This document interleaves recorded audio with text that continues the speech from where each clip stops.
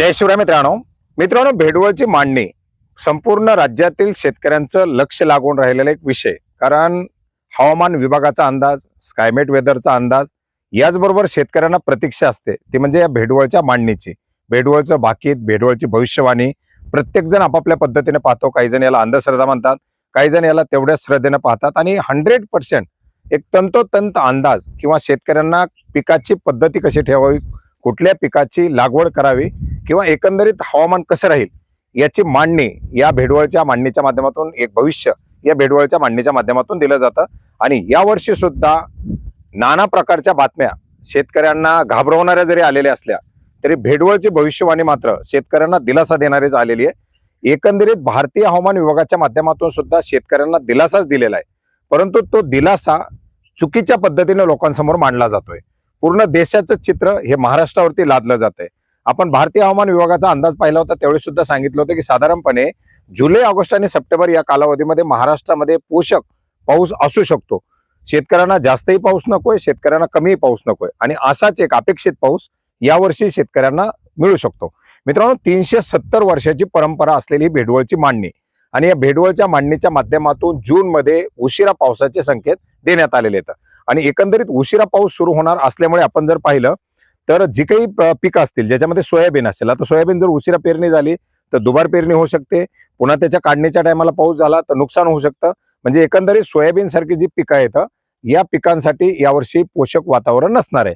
मग यावर्षी काय आहे तर तूर असेल, कापूस असेल, ही जी काही दीर्घ मुदतीची पिकं आहेत, चना असेल, ज्वारी असेल, रबीची जी काही पिकं आहेत त्याच्यासाठी सुद्धा वातावरण पोषक असणार आहे।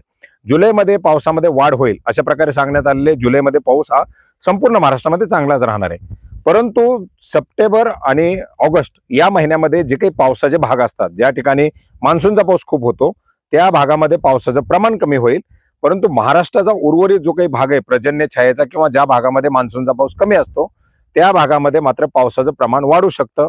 ज्याच्यामध्ये आपण गेल्या वेळेस सुद्धा सांगितलं होतं की बुलढाण्याचा काही दक्षिणेकडील भाग असेल, लातूर पूर्ण जिल्हा असेल, नांदेडचा काही भाग असेल किंवा धाराशिवचा काही भाग असेल, अहिल्यानगर पूर्वेकडील भाग असेल, पुणे असेल, सोलापूरचा भाग असेल, हे भाग सप्टेंबर महिन्यामध्ये चांगल्या पावसाचे असणार आहे। म्हणजे परतीचा पाऊस किंवा या ऑगस्ट सप्टेंबरमध्ये अतिवृष्टीची शक्यता तेवढ्याच मोठ्या प्रमाणात आहे।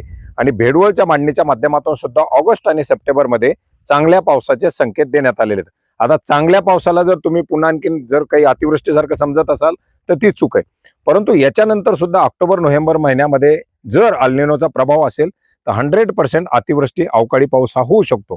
त्याच्यामुळे एकंदरीतच जर पाहिलं तर शेतकऱ्यांना घाबरण्यासारखा पाऊस नाही, हे वारंवार सांगितलं जाते। फक्त समजून सांगण्याची पद्धत ही चुकीची असल्यामुळे शेतकऱ्यांमध्ये भीतीचं वातावरण निर्माण झालेलं आहे। अल निनोचा प्रभाव आहे, परंतु अद्याप आयओडीची स्थिती स्पष्ट झालेली नाही।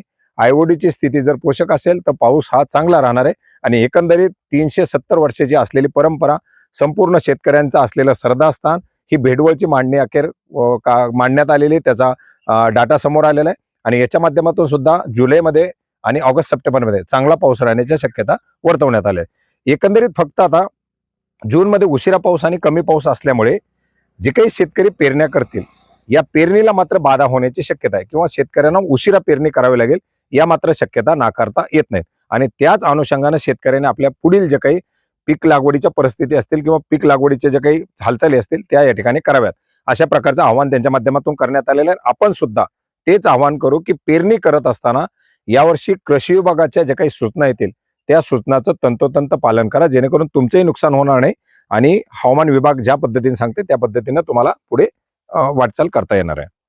धन्यवाद।